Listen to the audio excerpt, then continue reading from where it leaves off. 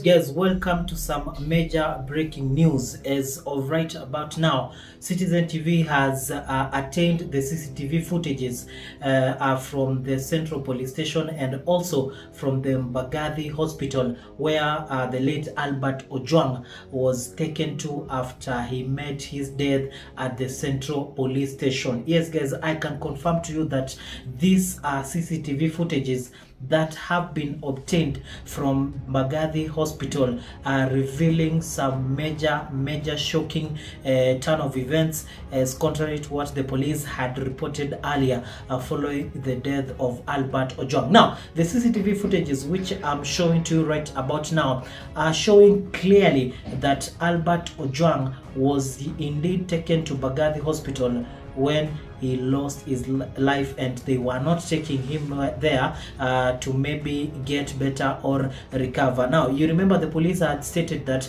at around 1:39 a.m. is when Albert Ojwang was admitted or was taken in at the Mbagathi Hospital, and they were taking him there to try to see if he will get better. But from the CCTV footages that I'm going to share to you now, they are showing that Albert arrived in the police car at around 1:35 a.m. It's when he was taken, or he entered the Mbagathi Hospital. And the shocking thing is that the police took at around 23 minutes. They wasted around 23 minutes while Albert Ojwang's body, we don't know if he was alive or he was already dead, in the back of the police car, the police van vehicle, and it took about 23 minutes. You can see from the footages the police were just walking in, coming outside, and then those 23 minutes could have been maybe the difference in saving his life,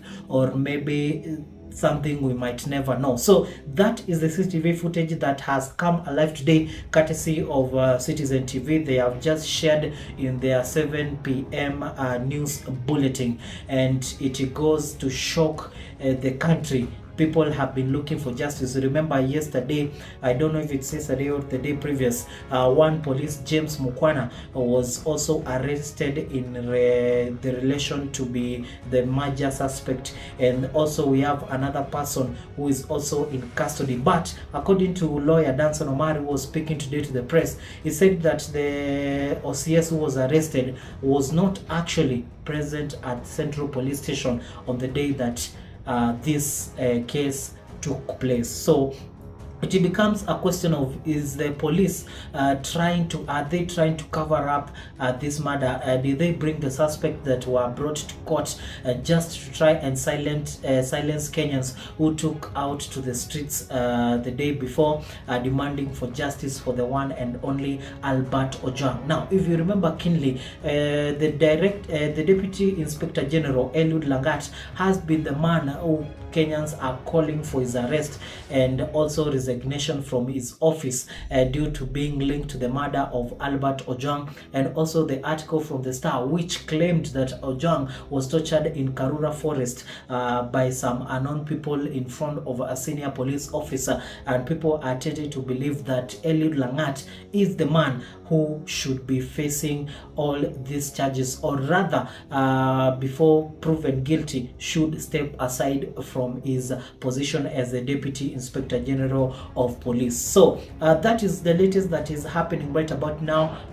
For now, people are discussing about these new CCTV footages. We have not yet got them from the Central Police Station, because this one, you remember the IPOA Vice Chair said at the Senate that those footages, they were interfered with, and there have been someone who came out and said that he was paid, I guess it was a Kamba guy, said he was paid 3,000 Kenyan shillings to tamper with the CCTV footages from Central Police Station. So we might never get the footages from Central Police Station, which could have been very key to show the events that happened once Ojwang was booked in at the police station. But the new CCTV footages from Mbagathi hospitals is now giving a different perspective into this story. The 3 police officers who have been seen on the footage, I'm pretty sure that they will be identified, if they have not been done so far, and they will be able able to answer more questions onto this story that is causing a lot of heat on the Kenyan government, because even the international media have highlighted a spotlight into this Kenyan story. So I leave you with the CCTV footages, maybe for your analysis deeper. This is Citizen TV reporter Gatete Njoroge was speaking over them, trying and narrate what was happening in this story. But at the moment, that is the story so far.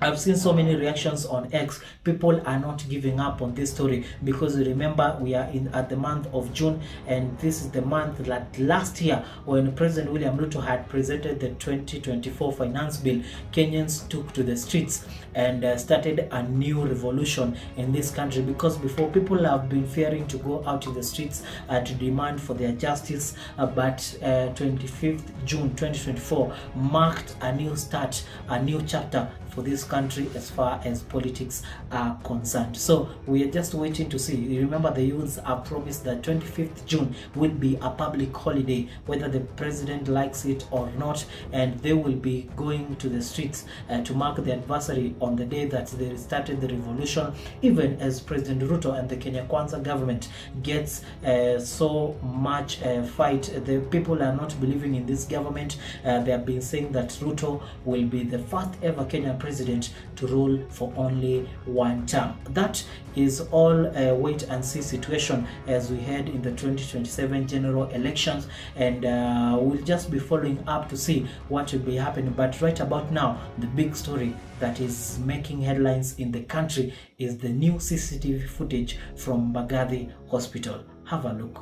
Wakifuatwa na mwenzao, nyuma ya gari hilo, marehemu Albert Ojwang anasalia bila ya kuangaliwa na yeyote.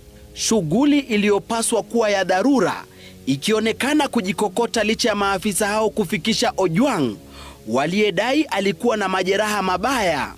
Picha za ndani zinawaonyesha maafisa hao wakienda kuzungumza na wauguzi ndani ya hospitali. Dakika mbili baadaye, wanaondoka nje ambako CCTV inanakili wakizungumza na simu. Wanarudi tena ndani na kuondoka nje tena. Wakati huu wote, mmoja wa maafisa hao akizungumza kwenye simu. Baada ya dakika 10 hivi, mwendo wa saa 7 na dakika 46 usiku huo, maafisa hao watatu wanaonekana wakitoka ndani ya hospitali na machela ya kumbeba Ojwang. Kwa dakika zingine 10, wanajitayarisha kumuondoa Ojwang ndani ya gari la polisi, wakiitisha usaidizi wa mlinzi wa hospitali. Takriban dakika 24 baada ya kufikishwa, ndipo anaingizwa ndani ya hospitali. Hapa wanampeleka sehemu ya wagonjwa wa dharura, ambako kwa dakika 10 walisalia ndani. Saa 8 na dakika 10, maafisa hao wanaondoka na mwili wa Ojwang baada ya hospitali kudhibitisha alifikishwa akiwa tayari amefariki. Mwendo wa saa 8 na dakika 15 usiku wa manane, gari la polisi linaondoka hospitali ya Mbagathi ikiwa imebeba mwili wa Ojwang. Kanda hii ikiwiana na ripoti ya hospitali ya Mbagathi iliyosema Ojwang akifikishwa alikuwa tayari amefariki, kwani alikuwa na majeraha mabaya na mwili ulikuwa baridi.